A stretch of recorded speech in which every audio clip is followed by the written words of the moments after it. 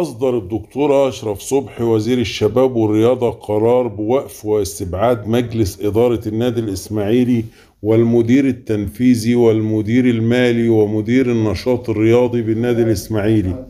وأحالتهم جميعا إلى النيابة العامة للتحقيق في المخالفات التي تم رصدها من خلال أعمال الفحص والتفتيش المالي والإداري على شؤون النادي الإسماعيلي. وصرح المتحدث الرسمي لوزارة الشباب والرياضة محمد الشاذلي بأن قرار الوزير تضمن استبعاد المجلس الحالي المحال إلى النيابة لحين انتهاء تحقيقات النيابة العامة أو انتهاء مدة المجلس أيهما أقرب، والبدء في تشكيل لجنة مؤقتة لإدارة شؤون النادي الإسماعيلي إلى حين أقرب جمعية عمومية، على أن تتولى مديرية الشباب والرياضة بالإسماعيلية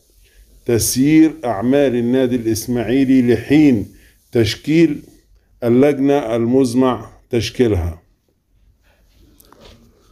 وأضاف المتحدث الرسمي للوزارة أن وزير الشباب والرياضة وجه المعنيين بالبدء فورا في التنسيق الكامل